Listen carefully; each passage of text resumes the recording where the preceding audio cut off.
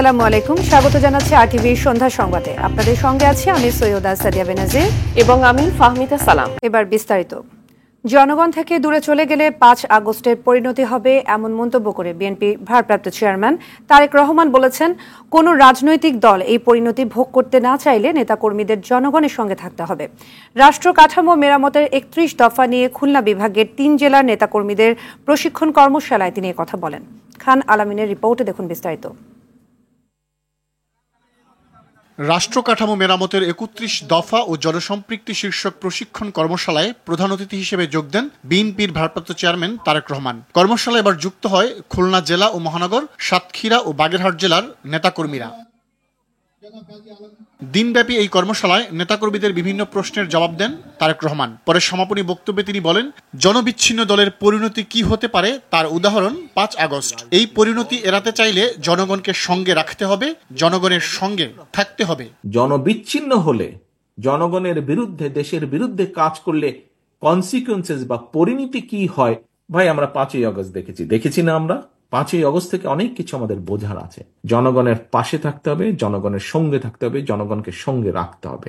জনগণ থেকে যদি দূরে চলে যাই আমরা, ওই 5ই আগস্টের পরিণতি কিন্তু হবে।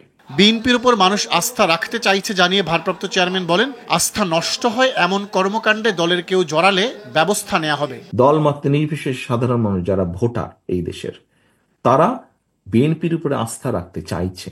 এই আস্থা যদি নষ্ট করার জন্য কেউ কোনো কাজ করে, এখানে দলকে স্বার্থপর হতেই হবে। কোনো ব্যক্তির কারণে, কোনো নেতার কারণে, কোনো কর্মীর কারণে যদি মানুষের আস্থা নষ্ট হয়, তাকে আমরা ওন করতে পারবো না। 31 দফা কেবল দলের নয়, দেশ ও জনগণের জন্য মন্তব্য করে তারেক রহমান বলেন, এটি কেবল প্রণয়ন নয়, বাস্তবায়ন করাই বিএনপির লক্ষ্য। খান আলামিন, আরটিভি, ঢাকা। অন্তর্বর্তী সরকার জামাত সমর্থিত সরকার কিনা সেই প্রশ্ন রেখে বিএনপি সিনিয়র যুগ্ম মহাসচিব রুহুল কবির রিজভী বলেন, শিক্ষা ও স্বাস্থ্য মন্ত্রণালয় বিশেষ একটি রাজনৈতিক দলের নিয়ন্ত্রণে চলে গেছে। বিকেলে নয়াপল্টনে দলের কেন্দ্রীয় কার্যালয়ের প্রাথমিক সদস্য পদ নবায়ন ফর্ম বিতরণ কর্মসূচির উদ্বোধনী অনুষ্ঠানে তিনি কথা বলেন। গণতান্ত্রিক শক্তির বিভেদ হোক, সেটা বিএনপি চায় না মন্তব্য করে রিজভী বলেন, বিভেদের সুর যখন কেউ বাজায় তখন বিএনপি চুপ করে থাকতে পারে না। রাষ্ট্রযন্ত্রের ভেতরে থেকে ষড়যন্ত্র হচ্ছে অভিযোগ করে তিনি বলেন, প্রশাসন ও পুলিশ থেকে স্বৈরাচারের দোসরদের বিতাড়িত করা জরুরি ছিল। ফখরুদ্দিনের যে সরকার, সেটাকে আমরা শুনেছি সেনা সমর্থিত সরকার, আর এখন কি আমরা এটাকে বলবো জামাত সমর্থিত সরকার? শিক্ষা মন্ত্রণালয় এবং স্বাস্থ্য, এই দুইটা যেন একেবারে পুরোপুরি একটি বিশেষ রাজনৈতিক দল, তারা একেবারে তাদের নিয়ন্ত্রণের মধ্যে তারা নিয়ে নিয়েছে। বড় বড় বিশ্ববিদ্যালয়গুলো আজকে আমরা দেখছি যে সেগুলো হচ্ছে তাদের নিয়ন্ত্রিত। ব্রাজিল বাংলাদেশের সুষ্ঠু নির্বাচন দেখতে চায় বলে জানিয়েছেন বিএনপি স্থায়ী কমিটির সদস্য আমির খসরু মাহমুদ চৌধুরী। তিনি বলেন, দেশের গবাদি পশুর চাষের ক্ষতি না করে মাংস আমদানির বিষয়ে আলোচনা হয়েছে ঢাকায় নিযুক্ত ব্রাজিলের রাষ্ট্রদূত পাওলো ফার্নান্দো দিয়াজ ফেরেসের সাথে। বাংলাদেশ ও ব্রাজিলের মধ্যে $2 বিলিয়ন ব্যবসায়িক লেনদেন আছে। কৃষিক্ষেত্রে ব্রাজিল বিনিয়োগের আগ্রহ আছে বলেও জানান আমির খসরু। এর আগে গুলশানের রাজনৈতিক কার্যালয়ে বিএনপির প্রতিনিধি দলের সাথে বৈঠক করে ব্রাজিলের রাষ্ট্রদূত। বিএনপি মহাসচিব মির্জা ফখরুল ইসলাম আলমগীরের নেতৃত্বে বৈঠকে উপস্থিত ছিলেন আমির খসরু মাহমুদ চৌধুরী ও শামা ওবায়েদ।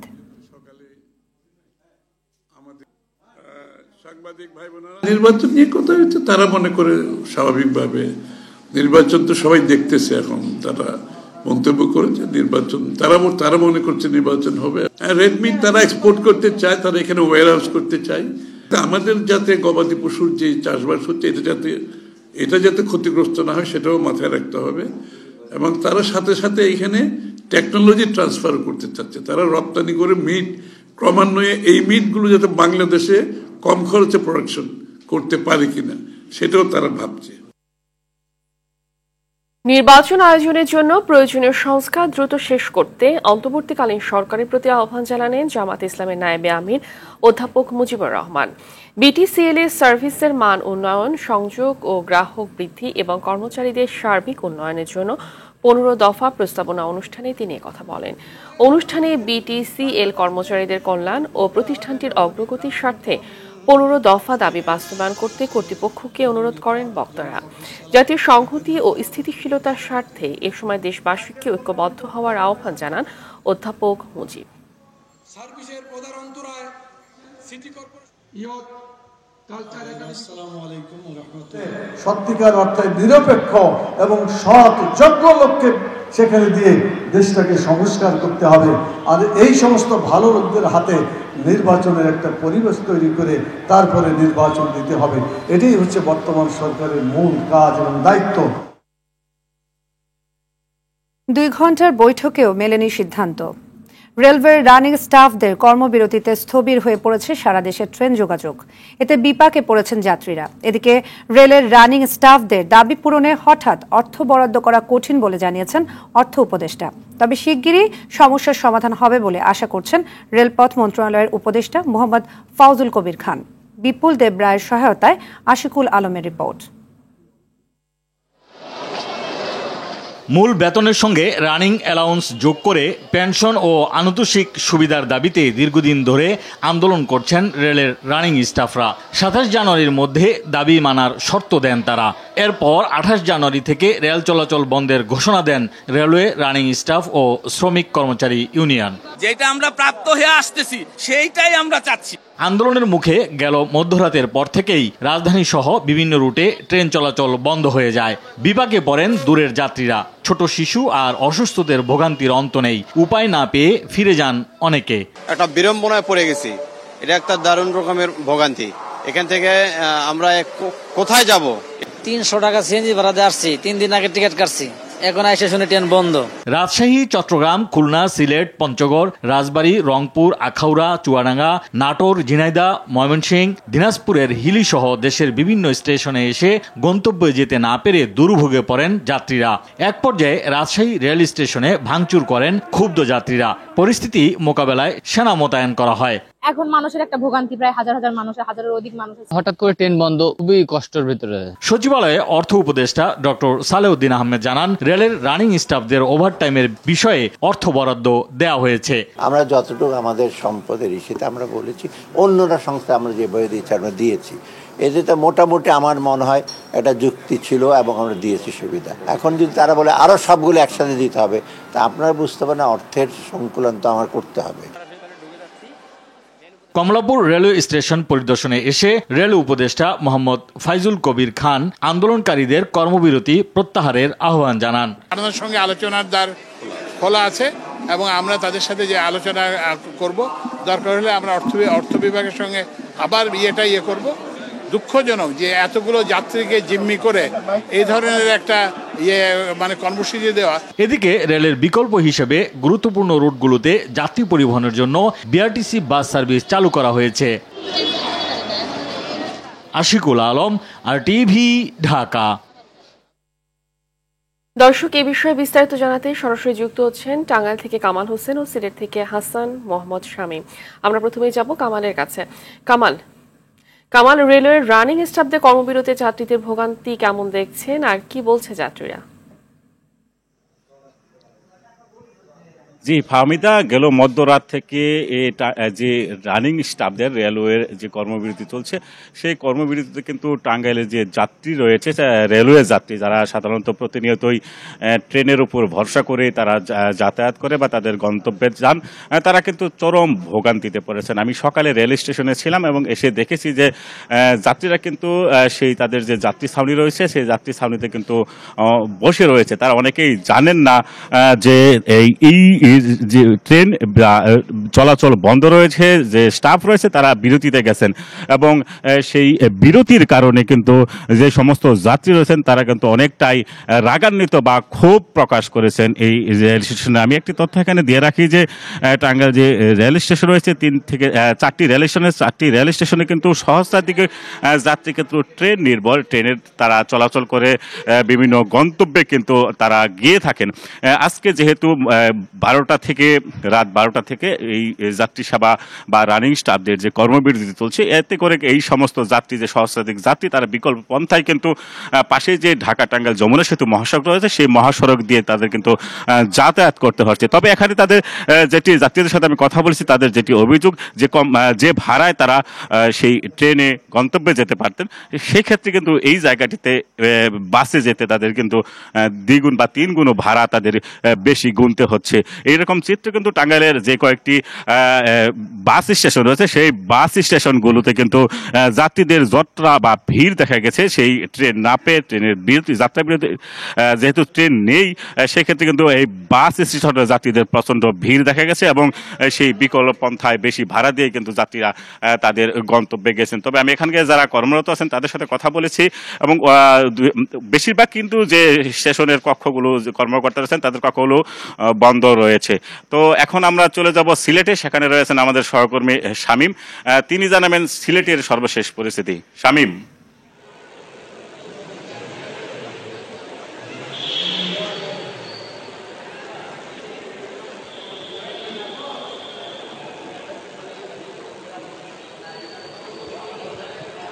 ধন্যবাদ। আসলে যেমনটা বলছিলেন, সিলেট একটা পর্যটন নগরী এবং এই পর্যটন নগরীতে প্রতিদিনই আসলে নানা জায়গা থেকেই পর্যটকরা এখানে ভিড় করেন এবং পর্যটকদের এখানে আসার মূল মাধ্যমটাই আসলে ট্রেন। এবং গতকাল রাত থেকে আসলে রেলওয়ে কোচিং স্টাফদের যে ধর্মঘট, সেই ধর্মঘটের কারণে গতকাল রাত থেকেই এখানে ট্রেন চলাচল বন্ধ রয়েছে। আজকে ঢাকা এবং চট্টগ্রাম রুটে প্রায় 4টি ট্রেন ছেড়ে যাওয়ার কথা ছিল, কিন্তু একটি ট্রেনও এখান থেকে ছেড়ে যায়নি এবং স্বাভাবিকভাবেই এখানে যারা স্টেশনে যারা যাত্রীরা এসেছিলেন তারা কিন্তু বেশ ক্ষুব্ধ প্রতিক্রিয়া ব্যক্ত করেছেন এবং তারা বলেছেন যেহেতু রেলওয়ে বিষয়টি আগে থেকেই এই ধর্মঘটের ব্যাপারে অবগত ছিল, তাদেরকে জানানো উচিত ছিল, কিন্তু সেই বিষয়টি না জানার কারণে অনেকেই রেলওয়ে স্টেশনে এসেছেন এবং অনেকে আসলে বাস যোগে তাদের গন্তব্যে চলে গেলেও অনেক যাত্রীকে আমরা দেখেছি তারা সারাদিন ধরেই এই স্টেশনে কিন্তু তাদের অপেক্ষার যে পালা সেটি কিন্তু শেষ হচ্ছে না এবং এখানেই তারা অপেক্ষা করছেন। যদিও রেলওয়ে কর্তৃপক্ষের কাছ থেকে ঘোষণা দেওয়া হয়েছে যারা আসলে টিকিট কেটেছিলেন তাদের টিকিটের টাকা ফেরত দেওয়া হবে। পাশাপাশি এখানে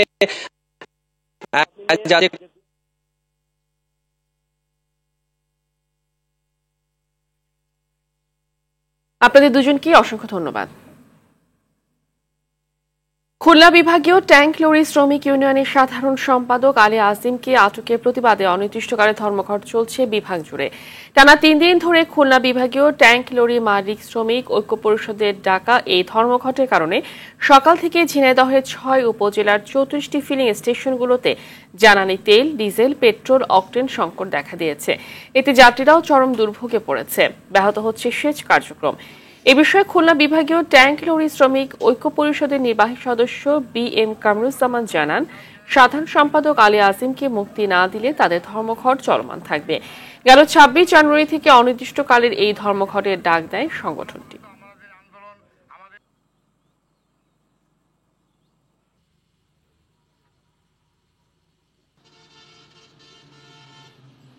আসার পথে 3-4টা তেল পাম্পে অবস্থান করছিলাম তেল নেওয়ার জন্য, কিন্তু আসলে তেল পাচ্ছি না। কারণ আমার বাসায় নিয়ে যেতে হবে ঠেলতি। এখন সব জায়গায় এই একই অবস্থা চলতেছে, যার কারণে আমরা যারা বাইকার চালক তারা আসলে খুব খারাপ অবস্থার ভিতর দিয়ে পার করছি। 3 দিন ধরে তেল নেই, ডিপো থেকে তেল দিচ্ছে না, এই কারণে ডিপো হরতাল চলতেছে, সেই কারণে আমাদের কোনো গাড়ির তেল ঠিক করতে পারতেছি না। দর্শক, এ বিষয়ে আরো জানাতে ঝিনাইদহ থেকে আমাদের সঙ্গে সরাসরি যুক্ত হচ্ছেন সহকর্মী শিপ্লু জামান। শিপ্লু, শ্রমিক ধর্মঘটের বিষয়ে সর্বশেষ কি তথ্য পেয়েছেন আমাদের জানাবেন।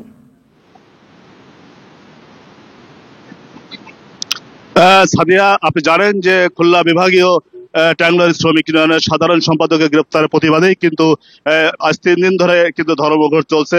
তো আপনাকে জানিয়ে রাখি যে আজকে আমি সকাল থেকে যশোর ঝিনাইদহ মহাসড়কের খুলনাধীন 16টি জেলায় কিন্তু অনেক ফিলিং স্টেশনে কিন্তু আমরা ঘুরে দেখেছি যে অধিকাংশ পেট্রোল পাম্পে কিন্তু তেলের সংকট রয়েছে।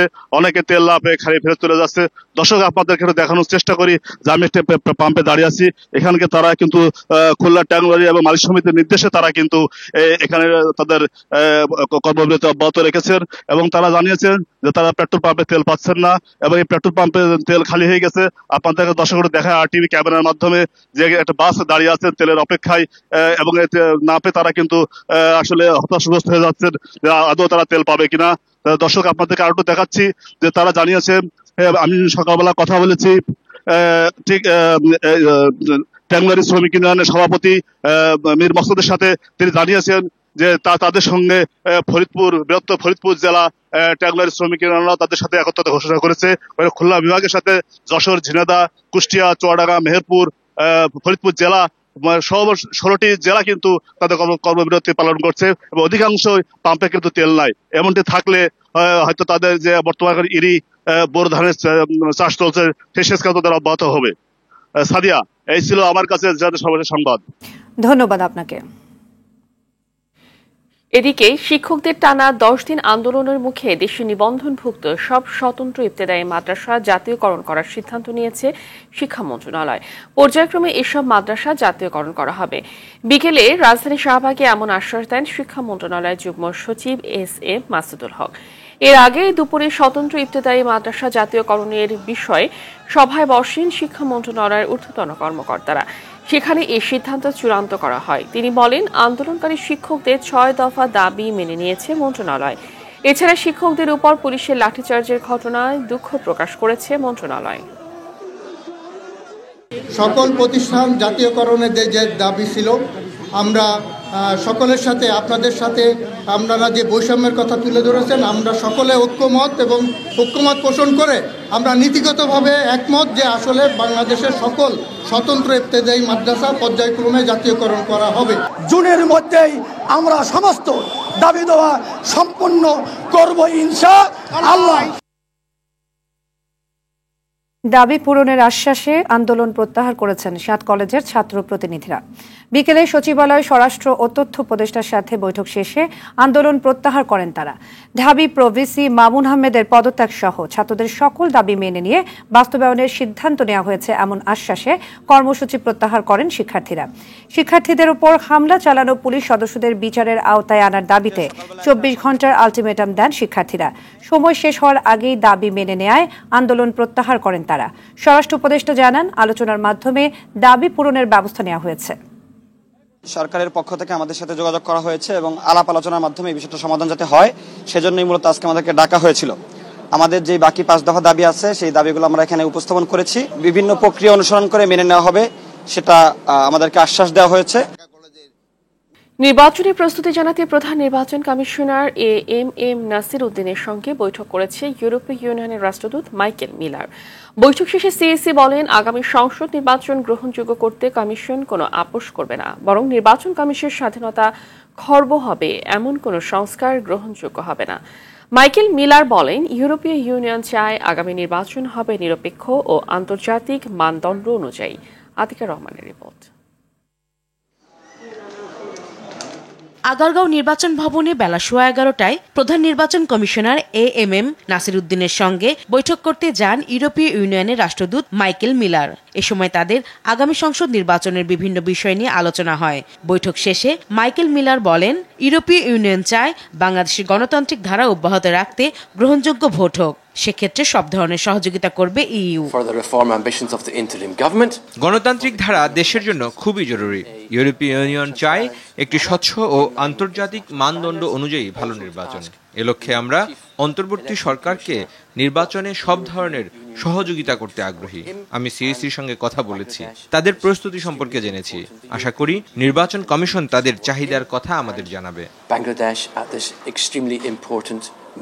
এ সময় প্রধান নির্বাচন কমিশনার বলেন, আগামী নির্বাচন যে কোনোভাবে সুষ্ঠু করা হবে। নির্বাচনে পর্যবেক্ষক পাঠাবে ইউরোপীয় ইউনিয়ন। ওনারা চান যে এটা ডেমোক্রেটিক ট্রানজিশনটা হোক। এই পথে আমাদের যত রকমের সহায়তা দরকার, দে হ্যাভ অ্যাসিউরড আস যে দে উইল বি উইথ আস।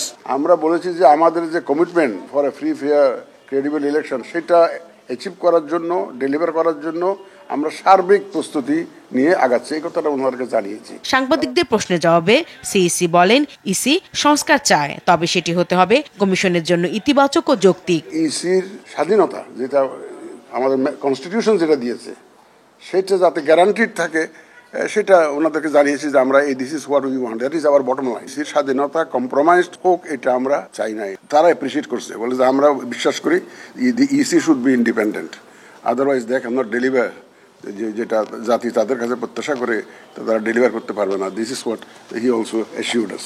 এদিকে ঠাকুরগাঁয়ে ভোটার তালিকা হালনাগাদ উপলক্ষে তথ্য সংগ্রহকারী ও নতুন ভোটারদের সাথে মতবিনিময়ে নির্বাচন কমিশনার আবুল ফজল মোহাম্মদ সানাউল্লাহ বলেন, এবছরের শেষ দিকে সংসদ নির্বাচনের টার্গেট ইসির। সংস্কার কার্যক্রম চলমান আছে, কয়েকটা সংস্কার কমিশন ইতিমধ্যে তাদের সুপারিশ পেশ করেছে। তো এমন অবস্থায় আমরা নির্বাচন কমিশন যেটা করছি যে জাতীয় নির্বাচনকে মাননীয় প্রধান উপদেষ্টার যে ঘোষিত উইন্ডো, সেই উইন্ডোর যে প্রথম দিকটা অর্থাৎ ডিসেম্বরকে সামনে রেখে আমাদের প্রস্তুতি সম্পন্ন করছি। মাঠ পর্যায়ে পেশাদারিত্ব ও নিরপেক্ষতার সাথে দায়িত্ব পালন করতে কর্মকর্তাদের তাগিদ দেন তিনি। অতীতের বাস্তবতা আমরা জানি। আতিকা রহমান, RTV। দুর্নীতির মামলায় শেখ হাসিনাকে ভারত থেকে ফেরানোর উদ্যোগ নেওয়া হবে, দুদকের সেই এখতিয়ার আছে বলে মন্তব্য করলেন দুদক মহাপরিচালক আক্তার হোসেন। দুদকের প্রেস ব্রিফিংয়ে একথা বলেন তিনি। এছাড়া ভুয়া প্রতিষ্ঠানের নামে 800 কোটি টাকা আত্মসাতে এস আলমের ছেলে আহসানুল আলম ও ভাই রাশেদুল আলম সহ 52 জনের বিরুদ্ধে মামলা করেছে দুদক। আতিকা রহমানের আরও একটি রিপোর্ট। নামে বেনামে বিভিন্ন প্রতিষ্ঠান খুলে ইসলামী ব্যাংক থেকে অনিয়ম করে ঋণ নেয়া এবং ইসলামী ব্যাংকের কর্মকর্তাদের যোগসাজশে 800 কোটি টাকা আত্মসাৎ পাচারের অভিযোগে এস আলমের ছেলে আহসানুল আলম ও ভাই রাশেদুল আলম সহ 52 জনের বিরুদ্ধে মামলা করেছে দুদক। দুদক মহাপরিচালক বলেন, তারা পরিচালনা পর্ষদের প্রভাব খাটিয়ে জালিয়াতি করে এসব টাকা আত্মসাৎ করে। ইসলামী ব্যাংক বাংলাদেশ খাতুনগঞ্জ শাখা চট্টগ্রাম হতে 827 কোটি 42 লক্ষ টাকারও বেশি আত্মসাৎ সহ বিনিয়োগকৃত অর্থের প্রকৃত উৎস প্রকৃতি গোপন করার জন্য মানি লন্ডারিং সংক্রান্ত অপরাধের প্রমাণিত হওয়ায় আহসানুল আলম সাবেক চেয়ারম্যান ইসি কমিটি সহ 52 জনের বিরুদ্ধে আরও একটি মামলা রুজু হয়েছে। দুদক মহাপরিচালক আরো বলেন, সাবেক প্রধানমন্ত্রী শেখ হাসিনাকে মামলা প্রয়োজনে দেশে ফিরিয়ে আনতে পারে দুদক। সরকার এবং বিভিন্ন আইন প্রয়োগকারী সংস্থা সহ দুর্নীতি দমন কমিশন এ বিষয়ে কাজ করছেন। আমাদের এই সংক্রান্তে গঠিত তদন্ত দল কাজ করছেন। আইন অনুসরণ করে যে ধরনের পদক্ষেপ গ্রহণ করা প্রয়োজন সবই করবেন। 51 কোটি টাকা অবৈধ সম্পদ অর্জন ও 33টি ব্যাংক হিসেবে 208 কোটি 70 লাখ টাকা সন্দেহজনক লেনদেনের অভিযোগে ভোলা সাবেক এমপি নুরুন নবী চৌধুরী শাওনের নামে মামলা করেছে দুদক। আতিকা রহমান, RTV, ঢাকা। বেক্সিমকো ফার্মা ও শাহিন পুকুর সিরামিকের বন্ধকি শেয়ার বিক্রি করে ফেব্রুয়ারি মাসের মধ্যে বেক্সিমকের কর্মীদের বকেয়া বেতন পরিশোধ করা হবে বলে জানিয়েছে শ্রম ও কর্মসংস্থান উপদেষ্টা brigadier general doctor M Shakhawat Hossain. সচিবালয় নৌ পরিবহন মন্ত্রণালয় সম্মেলন কক্ষে বেক্সিমকো ইন্ডাস্ট্রিয়াল পার্কে শিল্প প্রতিষ্ঠানগুলোর বর্তমান শ্রম ও ব্যবসার পরিস্থিতি পর্যালোচনা সংক্রান্ত উপদেষ্টা পরিষদ কমিটির সভা শেষে সংবাদ সম্মেলনে তিনি সব কথা জানান। উপদেষ্টা বলেন, বেক্সিমকোর ঋণ জালিয়াতি বাংলাদেশ ব্যাংকের রিজার্ভ চুরির চেয়েও বড় ঘটনা। পত্রপত্রিকা যারা আছেন তাদেরকে আমি অনুরোধ করছি, শেয়ার বিক্রিলব্ধ থেকে আসুক বা না আসুক, এটা আমরা ব্যবস্থা করব। Something rough calculation is about 500+ crore, 500+ crore, 550 থেকে 600 কোটি। অ্যান্ড ব্যাংক সিদ্ধান্ত নেবে আগামী এই ফেব্রুয়ারি মাঝামাঝি। এখন থেকে গাছ কাটতে কর্তৃপক্ষের অনুমতি নিতে হবে বলে রায় দিয়েছে হাইকোর্ট। বিচারপতি ফাহমিদা কাদের নেতৃত্বে দ্বৈত বেঞ্চ এ রায় দেয়। 7 দিনের মধ্যে পরিবেশ অধিদপ্তরকে গাছ কাটার অনুমতির জন্য পরিবেশবাদী বিশেষজ্ঞ, ঢাকা ও জাহাঙ্গীরনগর বিশ্ববিদ্যালয়ের পরিবেশ বিজ্ঞান বিভাগের অধ্যাপকদের নিয়ে কমিটি গঠনের নির্দেশ দেওয়া হয়।